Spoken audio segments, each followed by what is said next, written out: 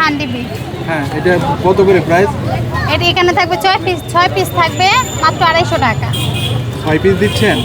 সবাই তো 5 পিস দেয়, তো আপনি 6 পিস দেন লস? আমি 6 পিসে দিছি ভাই। না ভাই, লস হলে কে দিতাম বলেন? আমার লস যাতে না হয়, কাস্টমার যাতে লস যাতে না হয়, সেটার জন্য হচ্ছে আমি 6 পিস দিই মাত্র 250 টাকা। আচ্ছা, খাবে কি দিয়ে?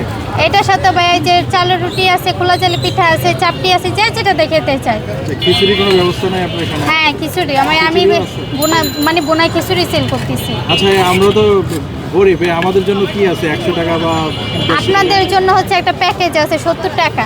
70 টাকায় প্যাকেজ? ওই প্যাকেজটা কি কি দিচ্ছেন? এটা হচ্ছে কি ভাই আপনার পোলাও চালের খিচুড়ি, আর হচ্ছে সাথে হচ্ছে 2 পত্র আনলিমিটেড ভর্তা, একটা ডিম আর সালাদ। আচ্ছা, ডিম কি কোয়েলের ডিম না মুরগির ডিম? না ভাই, মুরগির ডিম। মুরগির ডিম দিচ্ছেন? জি। আচ্ছা, হাঁসের মাংস টাংস এগুলি দিয়ে কোনো ব্যবস্থা করা যায়? কোয়েল পাখি ডিম দিয়ে যে আমি 70 টাকা যদি বেশি পাই, তাহলে আমার এখানে পাবলিক আমার বেচতে দিবেন না, বুঝছেন? আমার ডাইরেক্ট গার্ড ধরে বাসে পাঠিয়ে দিব।